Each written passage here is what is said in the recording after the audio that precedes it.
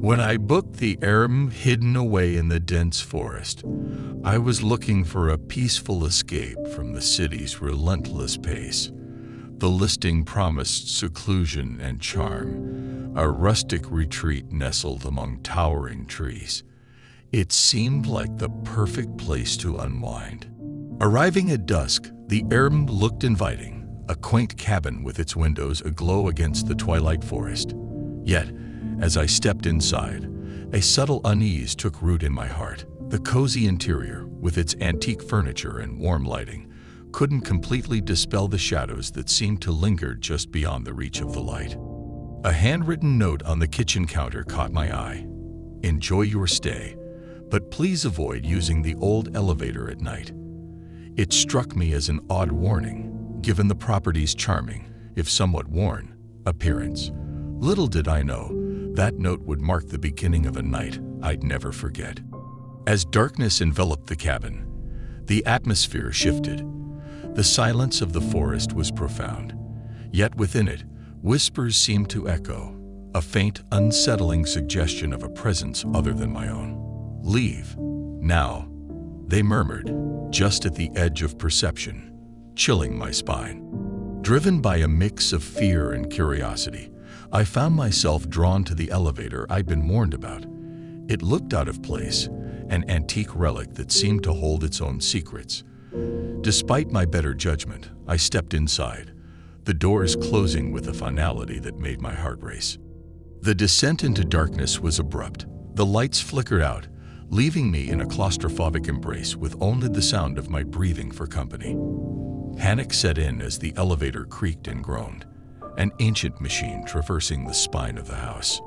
When the doors opened again, I wasn't prepared for what awaited me.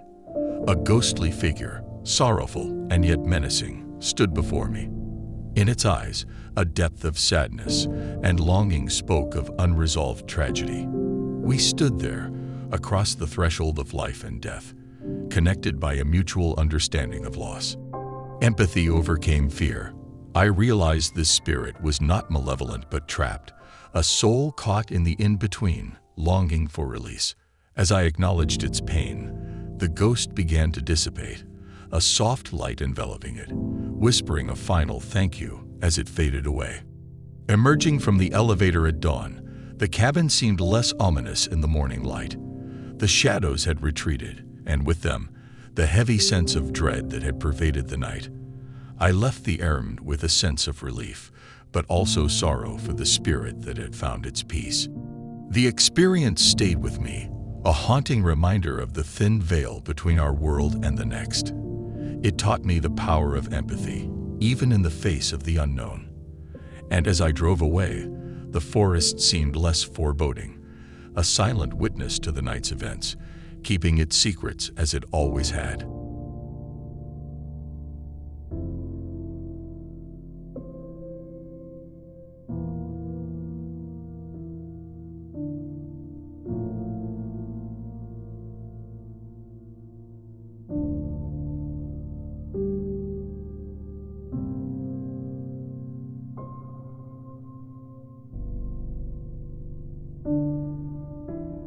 In the heart of a dense, whispering forest lies a secluded erm, a cabin that holds the echoes of a past both tragic and unresolved.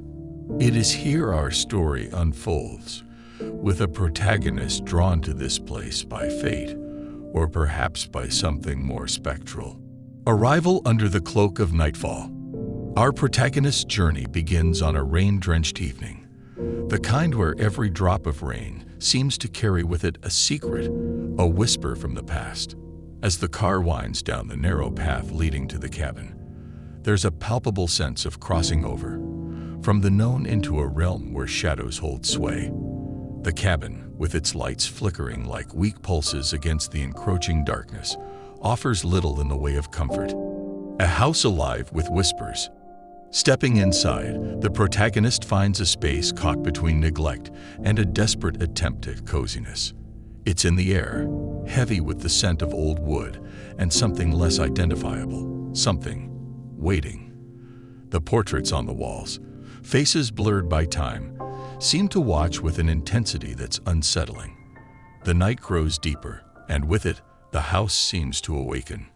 Whispers fill the air, shadows flicker in the periphery, and an unmistakable feeling of being watched settles over everything. Disappearances and discoveries.